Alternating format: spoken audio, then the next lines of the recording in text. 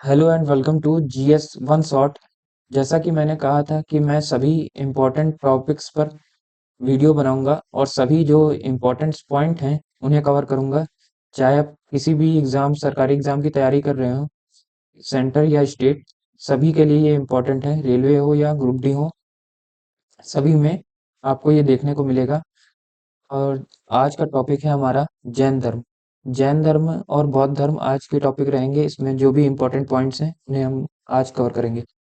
चलिए शुरू करते हैं। जैन धर्म। जैन धर्म के सबसे पहले हमें इनके संस्थापक के बारे में देखना है। सबसे पहले जो इनके संस्थापक थे वो ऋषभ देव थे। इनका जन्म कहाँ हुआ था? तो वो अयोध्या में हुआ था। और इनका प्रतीक चिन्ह सांड था, ये याद रखिएगा। अगला पॉइंट, 23वें तीर्थकर पार्श्वनाथ थे। 23वें तीर्थकर थे जैन धर्म के, कौन से थे? वो पार्श्वनाथ थे। उन्होंने 30 वर्ष की अवस्था में संन्यास ले लिया था और इनका जो चिन्ह था या प्रतीक था वो सर्प था। ठीक है। 24वें और आखिरी तीर्थकर जैन धर्म में महावीर स्वामी थे। महावीर स्वामी का जन्म 540 ईस्वी पूर्व हुआ था। ठीक है। और इनका जन्म कुंडग्राम वैशाली में हुआ था। कुंडग्राम वैशाली में हुआ था। पिता का नाम सिद्धार्थ था। वो ज्ञातक कुल के सरदार थे। ये कई बार आया है, इसको जरा ध्यान से देखिएगा कि वो किस कुल के सरदार थे। तो वो ज्ञातक कुल के सरदार थे। उनकी माता का नाम, तो माता का नाम त्रिशला था। त्रिशला था जो लिच्छवी राजा चेटक की बहन थी। ठीक है। और इनका निशान क्या था, इनका चिन्ह क्या था? तो इनका चिन्ह सिंह था। जैसे सभी के चिन्ह थे, जैसे पार्श्वनाथ का चिन्ह सर्प था, इनका चिन्ह सिंह था। ठीक है। तो महावीर स्वामी की पत्नी का नाम, इसके बाद देखिए महावीर स्वामी की पत्नी का नाम क्या था? तो महावीर स्वामी की पत्नी का नाम यशोदा था। उनकी पुत्री का नाम क्या था? तो अन्योज्या प्रियदर्शनी उनकी पुत्री का नाम था। अन्योज्या प्रियदर्शनी। जो चीज मैंने हाईलाइट की है रेड कलर से, यह बताता चल रहा हूँ, उन्हें ध्यान में रखिएगा। इस वीडियो को एक दो बार जरूर देख के जाएं, एग्जाम में आपको काफी हेल्प होगी। बचपन का नाम वर्धमान था। महावीर स्वामी के बचपन का नाम क्या था? तो वर्धमान था। और 30 वर्ष की अवस्था में माता पिता की मृत्यु के पश्चात बड़े भाई नंदीवर्धन से अनुमति लेकर उन्होंने संन्यास ग्रहण कर लिया था। उन्होंने संन्यास 30 वर्ष की अवस्था में किया था। और अनुमति किससे ली थी? तो अपने बड़े भाई नंदीवर्धन से ली थी। ठीक है। अगली स्लाइड पर चलते हैं। जृंबिक के समीप ऋजुपालिका नदी, ये याद रखिएगा किस नदी के किनारे उन्होंने तपस्या की थी जिससे उन्हें ज्ञान की प्राप्ति हुई थी? तो ऋजुपालिका नदी थी। और साल वृक्ष था। 12 वर्ष तक उन्होंने तपस्या की थी, उसके बाद उन्हें संपूर्ण ज्ञान प्राप्त हुआ था। ठीक है। महावीर स्वामी को क्या कहा जाता है? जिन या विजेता कहा जाता है। और महावीर स्वामी अरहत या पूज्य, निर्ग्रंथ या बंधन रहित, जो बंधन किसी बंधन से बंधा हुआ ना हो। ये याद रखिएगा। जिन कई बार पूछा गया है कि जिन जैन धर्म में उसका अर्थ क्या होता है? तो विजेता होता है। महावीर स्वामी के अनुयायियों को मूलतः निग्रंथ कहा जाता है। ठीक है। इनके जो अनुयायी हैं उन्हें निग्रंथ कहा जाता है। प्रथम अनुयायी इनके खुद के दामाद बने थे, वो जामिल थे। जैन साहित्य आगम है। जैन धर्म का साहित्य क्या है? वो उसे आगम कहते हैं। और जैन धर्म का प्रारंभिक इतिहास आपको कल्प सूत्र से प्राप्त होगा। जैन धर्म दो शाखाओं में बटा हुआ है। कौन बढ़ गया था? वो श्वेतांबर और दिगंबर। दो शाखाओं में बटा हुआ है, श्वेतांबर और दिगंबर। जो स्थूल ये महावीर स्वामी के ही दोनों शिष्य थे, स्थूलभद्र और भद्रबाहु।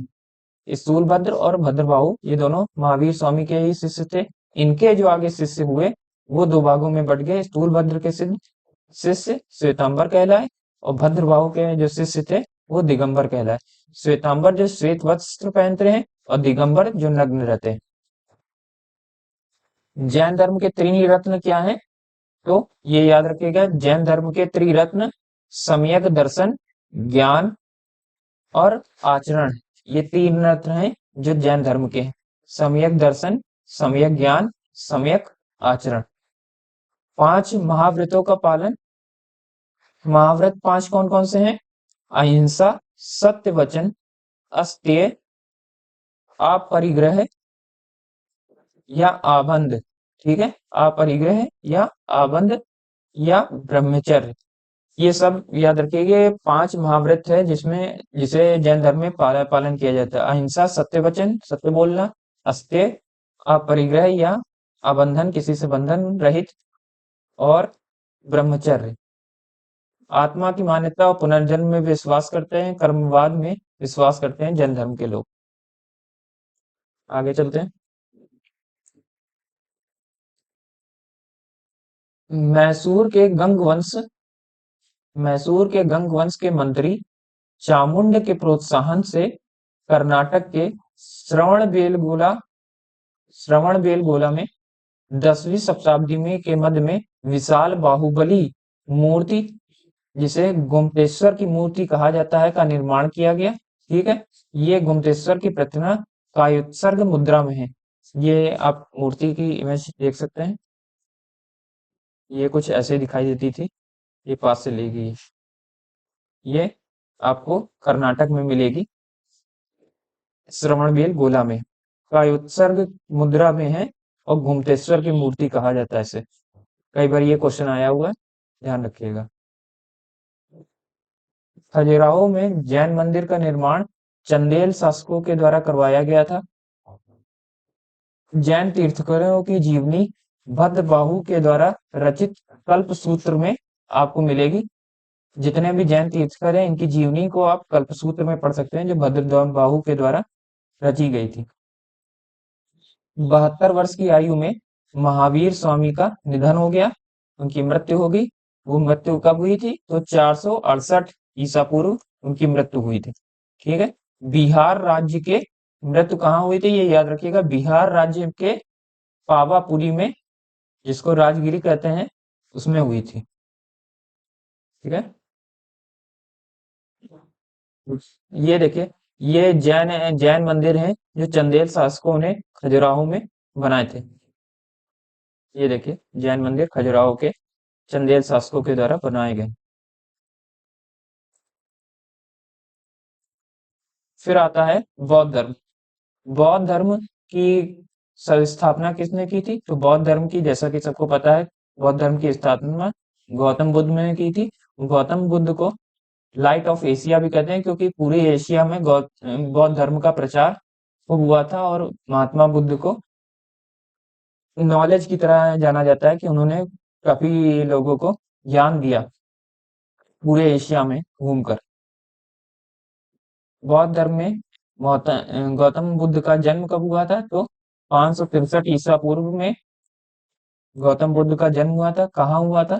तो कपिल वस्तु के लुम्बिनी, नेपाल में इनका जन्म हुआ। ये चीज आई हुई है काफी बार कि गौतम बुद्ध का जन्म कहाँ हुआ था, तो लुम्बिनी नेपाल में हुआ था।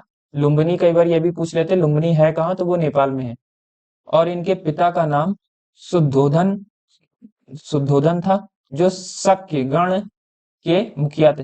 ये भी पूछ लिया जाता है किस गण से संबंधित है गौतम बुद्ध, तो शक्य गण से संबंधित है। ये चीज याद रखिएगा। बचपन का नाम सिद्धार्थ था। उनका विवाह 16 वर्ष की अवस्था में हुआ था। यशोधरा से उनका विवाह हुआ था। पुत्र का नाम राहुल था। ठीक है, ये इंपॉर्टेंट इंपॉर्टेंट पॉइंट आप याद रखिएगा। कपिल वस्तु की सैर पर निकले थे जब सिद्धार्थ, जो पहले गौतम बुद्ध नहीं कहला, पहले उनका बचपन का नाम सिद्धार्थ था। तब जब कपिल वस्तु की सैर पर वो निकले थे, तो उन्होंने चार चीजें देखी। पहला, उन्होंने बूढ़ा व्यक्ति देखा, फिर एक बीमार व्यक्ति को देखा, शव को देखा, और एक सन्यासी को देखा। इसी के बाद उनकी सोच में परिवर्तन हुआ। 29 वर्ष की अवस्था में उन्होंने गृह त्याग दिया। ठीक है, और वो निरंजना फाल्गु फाल्गु नदी के किनारे पर गए, और पीपल के वृक्ष के नीचे बैठकर सिद्धार्थ को ज्ञान का प्राप्त हुआ, ज्ञान का बोध हुआ। ठीक है, और जहां पर उन्हें ज्ञान का बोध हुआ से बोध गया कहा जाता है। सर्वाधिक उपदेश उन्होंने कहाँ दिए, तो सर्वाधिक उपदेश उन्हें कौशल देश की राजधानी है श्रावस्ती, वहां पर सर्वाधिक, ये याद रखिएगा, यहाँ पर मैं बात कर रहा हूँ सर्वाधिक उपदेश देने की, ना कि पहला उपदेश उन्होंने कहाँ दिया। पहला उपदेश उन्होंने सारनाथ में दिया था, जो मैं आगे बात करूंगा। यहाँ पर सर्वाधिक उपदेश उन्होंने कहाँ दिए थे, तो कौशल देश की राजधानी श्रावस्ती में दिए थे। बुद्ध की मृत्यु कब हुई थी, तो बुद्ध की मृत्यु 80 वर्ष की अवस्था में कुशीनगर देवरिया उत्तर प्रदेश में हुई थी। ये उत्तर प्रदेश में ही है, तो याद रखिएगा, देवरिया उत्तर प्रदेश में उनकी मृत्यु हुई थी। ठीक है। चुंद द्वारा अर्पित भोजन को करने से उनकी मृत्यु हो गई थी। ठीक है, आगे बढ़ते हैं। यहाँ पर देखिए मैंने एक चार्ट बना रखा है, ये घटना प्रतीक और कुछ घटनाओं को बौद्ध धर्म में क्या कहकर पुकारा जाता है, इसके बारे में भी बताएगा। तो बौद्ध धर्म का बुद्ध जी का जो जन्म हुआ था, तो जन्म को बौद्ध धर्म में कमल एवं सांड से प्रत्यय दर्शाते हैं, उसका प्रतीक है।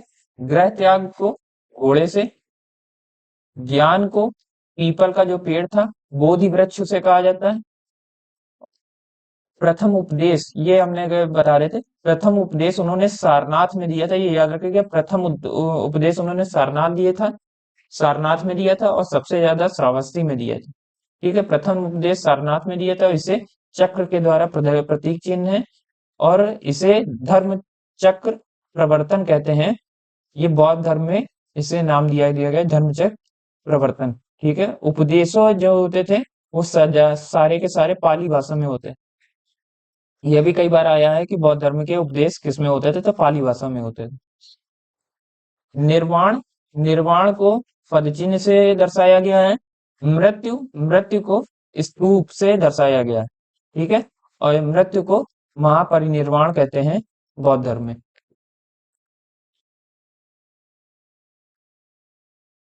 बुद्ध के अवशेष जो थे, उनकी मृत्यु के बाद उनके जो भी अवशेष थे, उनके अवशेष को 8 भागों में बांट दिया गया था, और सबके स्तूप बना दिए गए थे। ठीक है, तो उनके स्तूप कौन कौन से बनाए गए थे, वो राजगृह, वैशाली, कपिल वस्तु, अल्लकप, रामग्राम, मगध के आजाद शत्रु में, कुशीनगर में, कुशीनगर के मल्ल में, और पावा के मल्ल में उनके अवशेष को सुरक्षित रखा गया था।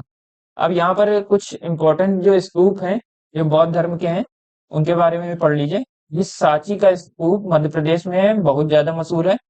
ये कहाँ पर है, तो ये भोपाल में है, भोपाल के रायसेन जिले में मध्य प्रदेश में है। ठीक है, इसका निर्माण किसके द्वारा किया गया था, तो इसका निर्माण अशोक के द्वारा किया था। पुनः निर्माण किसके द्वारा किया गया, पुनः निर्माण पुष्यमित्र के द्वारा किया गया। फिर उसके बाद आता है भरूच। तो भरूच जो है स्तूप, इसका निर्माण, ये कहाँ पर स्थित है, तो इसका स्थान है सतना मध्य प्रदेश। ढमेक, ढमेक स्तूप, ये भी सतना मध्य प्रदेश में स्थित है। बोध गया, बोध गया भी, बोध गया जो है ये बिहार में है, बोध गया बिहार में। अमरावती सफेद संगमरमर, ये कई बार आया है कि सफेद संगमरमर से बना स्तूप कौन सा है, तो ये अमरावती है, जो आंध्र प्रदेश में है। नागार्जुन कोंडा, ये भी आंध्र प्रदेश में है। रामभर या रामाभर, बात है कि ये कुशीनगर उत्तर प्रदेश में है, इसे ध्यान रखिएगा, रामभर या रामाभर कुशीनगर उत्तर प्रदेश में है। सहेत महेत, ये श्रावस्ती उत्तर प्रदेश में है। ये मोस्ट इंपॉर्टेंट है, कई बार आया है कि केसरिया, यह सबसे बड़ा जो स्तूप है वो कौन सा है, तो वो केसरिया है, ये चंपारण बिहार में है। आगे चलते हैं। अब यहाँ पर देखिए स्तूप के भाग, स्तूप के भाग कौन कौन से होते हैं, तो अंड, हर्मिका, छत्र, तोरण द्वार, मेधि और वेदिका। इस फिगर को देखिए तो आप इजिली समझ पाएंगे। यहाँ पर देखिए ये होता है छत्र, ये होता है हर्मिका, इसमें अस्थियां रखी जाती हैं। ये है अंड, जो ये ऐसा बना हुआ है, इसे कहते हैं अंड। ठीक है, ये है तोरण द्वार, ये द्वार यहाँ से एंट्री हो जाता है, ये तोरण द्वार कहलाता है। ठीक है, ये है मेधि, ये जो ये पट्टी सी है इसे कहते हैं मेधि। ठीक है। और ये है वेदिका, जो बाहर ये बाउंड्री बनी हुई है इसको कहते हैं वेदिका। प्रदक्षिणा पथ भी याद रखिएगा, ये जो परिक्रमा करने के लिए पथ छोड़ा गया है इसे पथ कहा जाता है।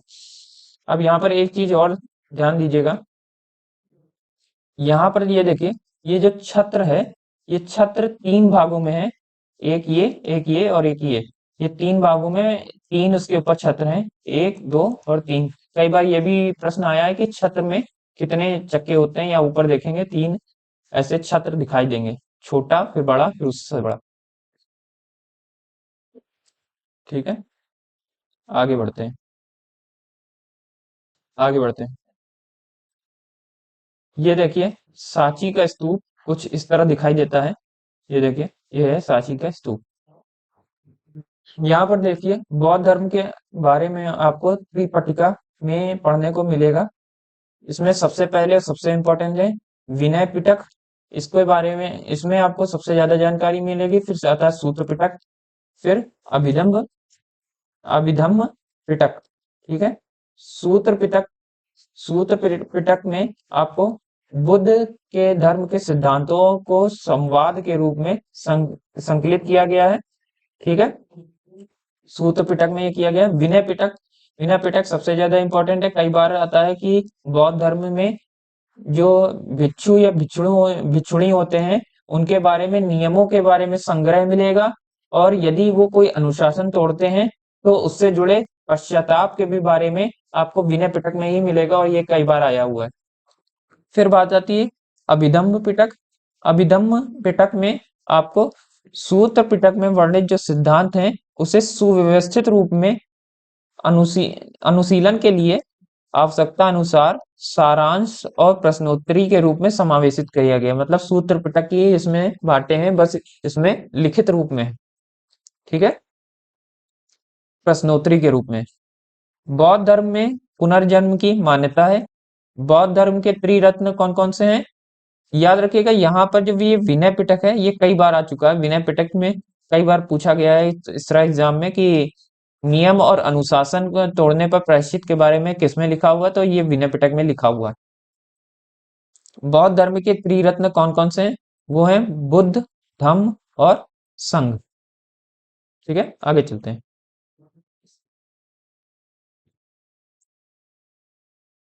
बुद्ध सभाएं, बुद्ध सभाएं क्या होती है, या बौद्ध संगीति कहाँ कहाँ हुई थी उसके बारे में, और कब कब हुई थी, ये काफी बार आया हुआ है। जरा इसे ध्यान से समझिएगा। पहली सभा हुई थी, पहली बौद्ध संगीति कहाँ हुई थी, वो 483 ईसा पूर्व हुई थी, राजगृह में। महाकश्यप, महाकश्यप अध्यक्ष का नाम है। जब संगीति हुई थी तब अध्यक्ष कौन था, तो महाकश्यप था।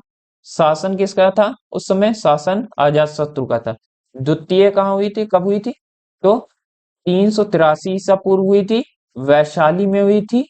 और सभाकर्मी ये उसके अध्यक्ष थे, और शासन किसका था, वो कालाशोक का शासन था। तीसरी बौद्ध संगीति कब हुई, तो 250 ईसा पूर्व हुई, और उस समय स्थान कौन सा था, वो पाटलिपुत्र था, पाटलिपुत्र उस समय स्थान था। अध्यक्ष कौन था, इसका अध्यक्ष मोगलीपुत्र तिस, और इसका अध्यक्ष कौन था,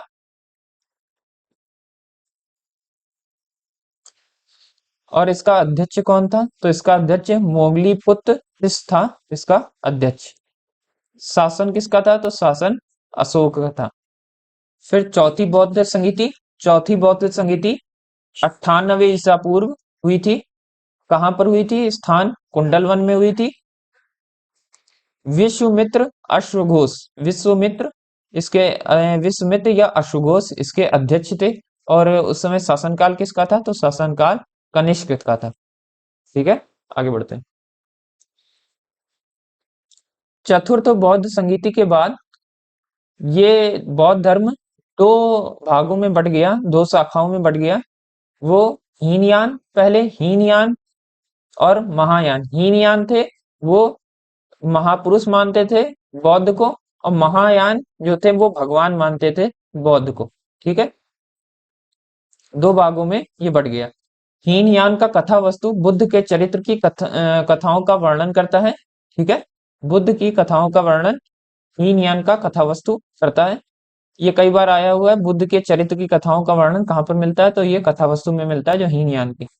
ठीक, इस वीडियो में फिलहाल इतना ही, फिर मैं मिलूंगा नए वीडियो में नए शॉर्ट्स और नए टॉपिक के साथ में। ठीक है, तब तक के लिए बहुत बहुत धन्यवाद, और इस चैनल को फॉलो और शेयर करना बिल्कुल ना भूलें।